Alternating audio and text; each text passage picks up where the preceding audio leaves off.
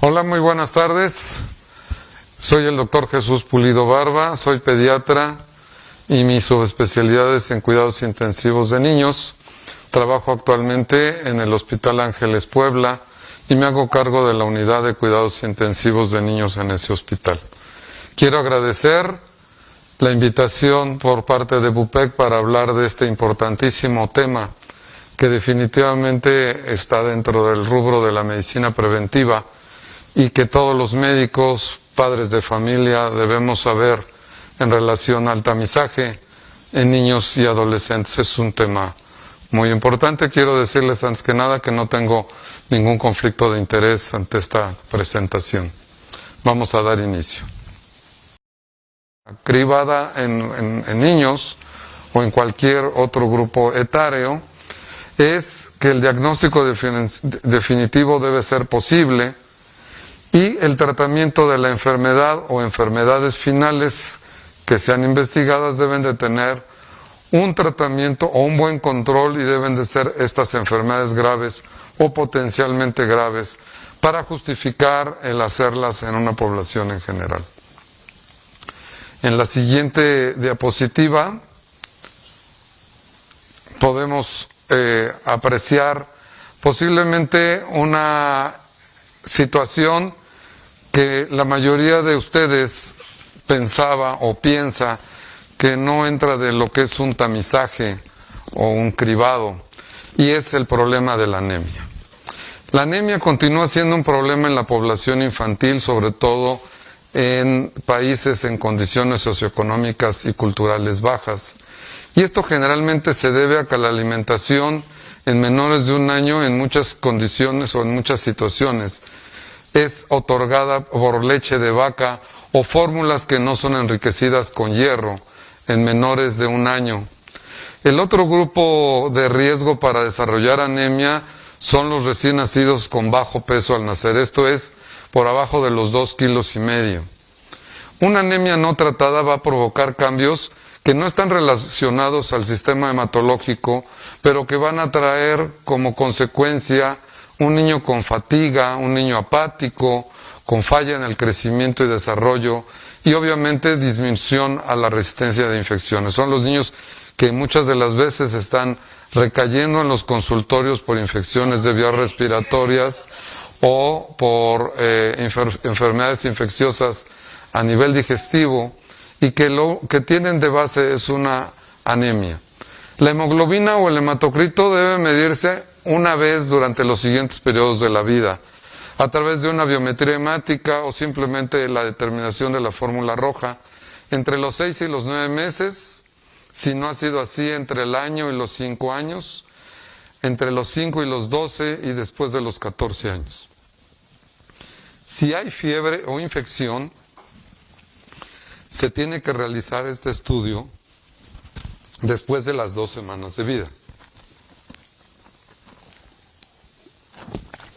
Esto es muy importante que se haga en los consultorios o en la evaluación de estos niños a través de su médico de primer contacto, pueden ser médicos generales, etcétera. Es un estudio no caro y que se puede hacer a la población en general. Hablaremos ya posiblemente del tamiz más conocido en toda la población o en la mayoría de la población, que es el tamiz metabólico neonatal. ¿De dónde nace la necesidad de hacer este tamizaje o este colado o selección de recién nacidos que pueden tener el riesgo de alguna enfermedad grave? Se han descrito hasta el momento más de 300 enfermedades metabólicas congénitas identificada como errores innatos del metabolismo, de los aminoácidos, de los ácidos orgánicos, de los hidratos de carbono y de las grasas. ¿A qué se llama errores innatos del metabolismo? Bueno, son enfermedades de tipo monogénico que son causadas por alteraciones de una proteína. Esta proteína puede ser de aminoácidos, de ácidos orgánicos, hidratos de carbono, lípidos. El objetivo es detectar padecimientos de tipo congénito o metabólico, y esto es con el fin de tratar oportunamente y prevenir daños irreversibles. ¿Cuáles son estas enfermedades de las que estoy hablando? El hipotiroidismo congénito es la más frecuente y la más común. Galactosemia, fenilcetonuria, hiperplasia suprarrenal congénita, fibrosis quística y deficiencia de biotinidasa. Este tamizaje es obligatorio para todos los recién nacidos en México desde el año 1988. Y aquí es muy importante. Todo hospital en donde se reciben recién nacidos, o sea, donde nacen niños, tiene la obligación, si no tienes un laboratorio ahí, de solicitarle a los familiares hacer el tamiz metabólico neonatal. ¿Cómo se realiza esta prueba? Como vemos aquí en la fotografía, a través de la sangre del talón de un bebé, en donde se coloca estas gotas de sangre en un filtro especial que se llama tarjeta de Guthrie. Y aquí es muy importante cuándo se debe realizar el estudio: después de las 72 horas de vida o bien después de un periodo de alimentación y comportamiento normal.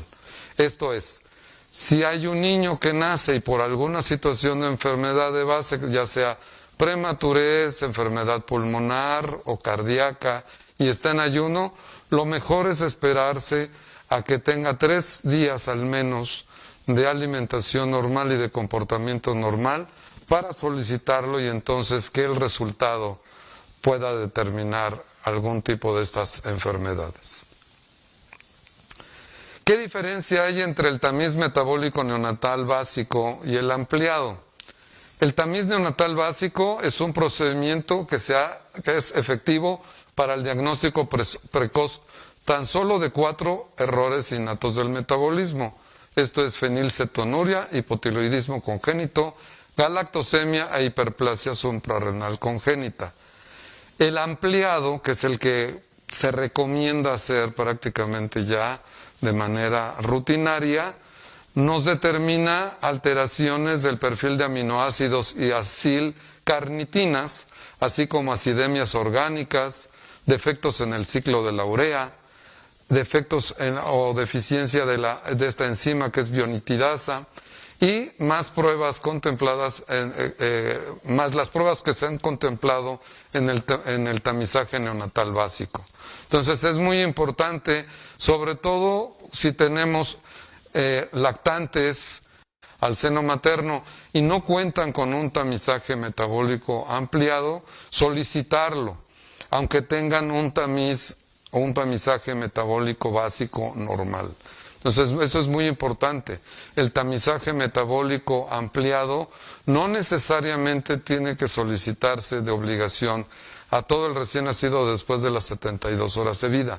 Este se tendrá que solicitar si sospechamos alguna de estas metabolopatías o errores innatos del metabolismo que no son detectados a través del tamizaje metabólico neonatal básico. Eso es importante, no quedarse con la idea de que este estudio solo se tendrá que hacer a los recién nacidos de más de 72 horas y que si ya tiene el básico normal, ya todo está perfecto. No, hay que sospechar enfermedades como estas que les estoy comentando, relacionadas al perfil de aminoácidos, acidemias, defectos en el ciclo de la urea, etcétera, que no son diagnosticadas o evaluadas por el tamizaje metabólico neonatal básico, solicitarlas en el momento mismo que se sospeche que puede haber una alteración de este tipo.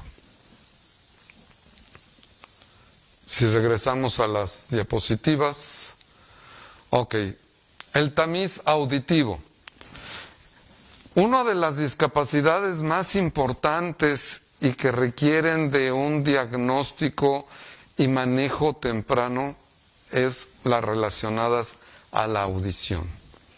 Como ustedes ven en la diapositiva, la hipoacusia, esto es la disminución del nivel de audición, es el defecto congénito más frecuente, superando al síndrome de Down y a la parálisis cerebral infantil, con una prevalencia confirmada de 1 a 3 por cada 1000 nacimientos en el contexto internacional según la Organización Mundial de la Salud. Por eso es importantísimo realizar el tamiz auditivo durante los primeros 3 meses de la vida de un niño. Antes de que encontremos alteraciones en su desarrollo neuropsicomotriz, o no esperarse hasta que el niño no habla de manera adecuada después del 1 año y medio de edad, con sílabas para su edad. En México se estima que alrededor de 10 millones de personas tienen algún tipo o grado de alteración auditiva, y nacen entre 2,000 y 4,000 niños con sordera congénita cada año.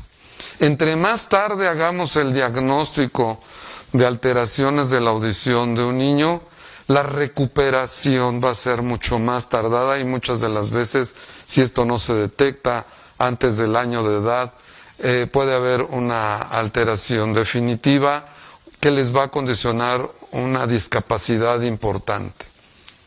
La pérdida auditiva es un problema incapacitante, sobre todo en lo relativo al contacto del ser humano con el medio que lo rodea. La imitación de los sonidos que escuchamos, incluso desde antes del nacer, es fundamental para la adquisición y el desarrollo del lenguaje oral. Otra recomendación, mamás embarazadas: pónganle música a su bebé, háblenle fuerte para que este sistema auditivo se vaya estimulando y tenga un mejor desarrollo, sobre todo del lenguaje oral. Muchos niños diagnosticados con déficit de atención en las escuelas o en el preescolar, se ha demostrado que hasta 15% de ellos lo que presentan es un bajo nivel auditivo, y por eso se distraen. Entonces, mucho ojo. No etiquetar a estos niños inmediatamente con déficit de atención, sino antes han tenido una evaluación auditiva adecuada que elimine esta posibilidad como causa de estas alteraciones de conducta. ¿Cuáles son los factores de riesgo que puede tener un niño para tener alteraciones de la audición? Primero, que sea producto de un embarazo de alto riesgo. Si tenemos antecedentes familiares de sordera, cualquier malformación en la cara o en el cuello, si ha habido sufrimiento fetal, si el niño es prematuro, si tiene bajo peso al nacer, de menos de 1,5 kilos, si su evaluación de Apgar es menor a los 7 puntos a los 5 minutos de nacido, o sea, es severamente asfixiado, va a tener un riesgo muy importante de tener sordera o hipoacusia. Si tuvo este bebé necesidad de permanecer en una incubadora durante más de 24 horas, si el niño tuvo hipoxia o asfixia neonatal, otra vez evaluada o calificada con un Apgar menor a 7 a los 5 minutos. Si ha estado en una unidad de cuidados intensivos neonatales, incluso por más de un día. Si ha tenido hiperbilirrubinemia, sobre todo si este niño tuvo una hiperbilirrubinemia grave que requirió de hacerle un cambio de sangre, o sea, exsanguinotransfusión. Si a este bebé en la unidad de cuidados intensivos neonatales se le administraron medicamentos que lesionan a los oídos como antibióticos, sobre todo relacionados a los aminoglucósidos, si han tenido diuréticos, esto es con los recién nacidos que han tenido alguna cardiopatía, como el furosemide, todos estos medicamentos son ototóxicos y requieren de una evaluación auditiva al egreso de la unidad de cuidados intensivos o antes de que sean egresados a sus casas para darle seguimiento ya de manera especializada. Así como enfermedades maternas como rubiola, citomegalovirus, herpes o toxoplasmosis. Ya la Secretaría de Salud, como ustedes ven en esta diapositiva, emite ya un comunicado desde hace muchos años sobre el conocimiento que debe tener la población en general de lo que es un tamiz auditivo y para qué es necesario. Para realizar este estudio, idealmente el bebé debe estar muy tranquilito, de preferencia dormido, para que no haya alteraciones o interferencias en la realización del estudio. Este estudio es muy rápido, en realidad entre 5 y 10 minutos, perdón por la Z, y se coloca una sonda en el oído del paciente y el equipo emite unos sonidos y permite la respuesta del oído interno. Y puede realizarse desde la primera semana de vida. Como ustedes ven en las fotografías, son los diferentes dispositivos que existen para poder realizar este estudio, que es totalmente inocuo, inofensivo y sin ningún efecto colateral. Otro de los aspectos importantes a determinar es el buen estado oftalmológico de un bebé, de un niño. El 24 de abril del 2013, en el Diario Oficial de la Federación se publica la aplicación del tamiz oftalmológico neonatal a la 4ª semana de nacimiento para la detección temprana de malformaciones que pueden causar ceguera y darle su tratamiento en todos sus grados. Aquí es muy importante que dentro de la evaluación general del recién nacido hagamos la evaluación de sus ojos. Generalmente nos preocupamos por su estado cardíaco, por su función respiratoria, si está comiendo bien, si se le pusieron sus vacunas al recién nacido, y si le hicieron el tamiz metabólico neonatal, metabólico básico o ampliado, y nos olvidamos del tamiz auditivo y el oftalmológico. Eso es importantísimo. La Academia Americana de Pediatría establece como mínimo se debe realizar la exploración ocular con la maniobra de Bruckner, que es el ver el ojo rojo, el reflejo rojo. Como ustedes ven en esta fotografía arriba, es simplemente ver la retina a través de un oftalmoscopio para poder determinar esta coloración en la retina. Como dice aquí, consiste en ver a través del ocular del oftalmoscopio directo el reflejo que se produce en la retina al iluminar el ojo, que debe ser de color anaranjado rojizo, similar al que se ve cuando tomamos fotografías con flash. Ustedes ven en la fotografía de abajo, de en medio, podemos ver diferentes alteraciones que se pueden determinar únicamente con el oftalmoscopio. Arriba tenemos un coloboma del lado del ojo izquierdo, en la parte de en medio una catarata congénita y en las dos últimas fotografías alteraciones de la posición de los ojos. Simplemente no tenemos que llegar al diagnóstico presuncional.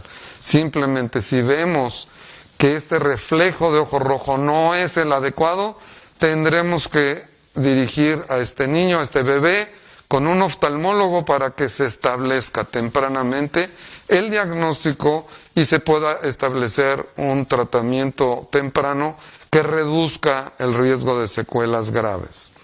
Si el reflejo tiene un color diferente al ojo rojo, indica que algo hay en la retina que distorsiona el color, y esto puede ser lo más grave, retinoblastoma, colobomas, entre otras enfermedades. Entonces, muy importante, médicos que reciben recién nacidos, no olvidar hacer esta evaluación, o papás si llevan a su médico con el pediatra, siempre pedirles que le estén viendo sus ojitos con el oftalmoscopio.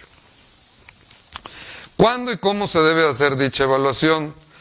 En recién nacidos puede ser un oftalmólogo, un pediatra, un médico de familia u otro profesional de la salud debidamente capacitado o entrenado debe examinar los ojos del recién nacido y realizar una prueba del ojo rojo, que es un indicador básico de que los ojos son normales.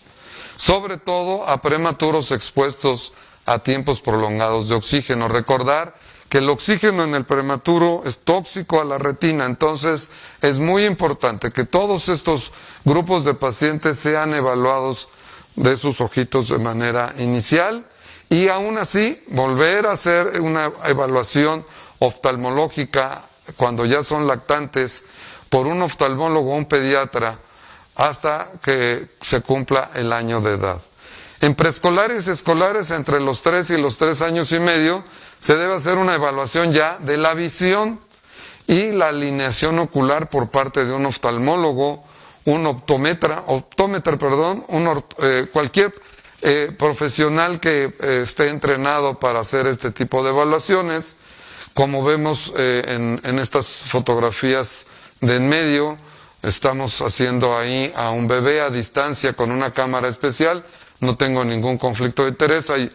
Weight Challenge es la más frecuente utilizada, en donde nos permite hacer esta evaluación de manera no invasiva a nuestros pacientes. Los hacemos después de los 6 meses, cuando no hay ninguna alteración previa. Esta es una tabla que nos determina a cada grupo de edad cómo se va evaluando este reflejo rojo de los ojitos de los bebés. Por ejemplo, en el recién nacido a los 3 meses de edad, si todo está normal, no hay que hacer una evaluación adicional hasta los 6 meses. Si el reflejo corneal está asimétrico, hay que reevaluar este paciente ya con un oftalmólogo pediatra preferentemente. Si la inspección del ojito vemos que no es normal en relación a los párpados, etcétera, con anormalidades estructurales, se requiere de una evaluación adicional ya por un especialista. Si nosotros evaluamos a los niños entre los 6 meses y el año de edad, lo mismo. Si el reflejo rojo no se presenta o se presenta de manera asimétrica o anormal, tiene que ser reevaluado por un oftalmólogo. Si hay una oclusión diferencial, esto es con la falta del objetivo al cubrir cada ojo. Si le tapamos el ojo a un niño y le pedimos que vea un objeto y no lo identifica, entonces ya o no lo sigue con ese ojito, lo tenemos que referir con el oftalmólogo pediatra. En relación a la fijación y el seguimiento es exactamente lo mismo, y si vemos alguna situación de anormalidad estructural o de la posición, tanto de las pupilas como de los ojos en general, esta reevaluación la tiene que hacer el especialista. A los 3 años ya se tiene que hacer pruebas de agudeza visual, en donde ya se puede determinar con figuras o con letras, si el niño ya las identifica, o con números, la capacidad visual que tenga. Lo mismo el reflejo rojo, como en las anteriores situaciones. Y después de los 5 años, nuevamente, las pruebas de agudeza visual. Esto es muy recomendado antes de que entren a la escuela, y más ahora que los niños ya de edad escolar están mucho tiempo en las computadoras. Puede haber alteraciones oculares que no sean diagnosticadas tempranamente.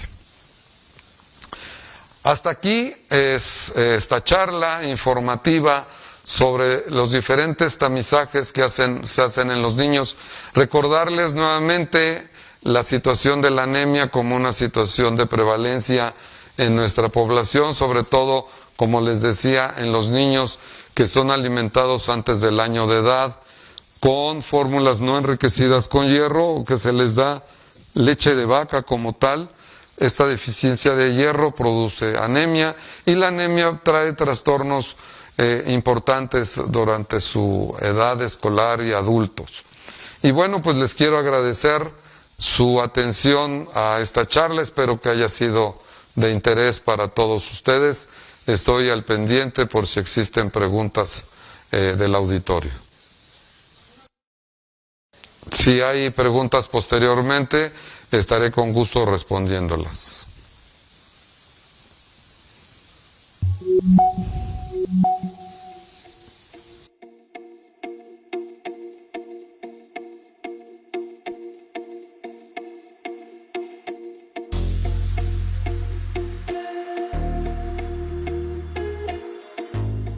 Somos Mupec, crece con nosotros.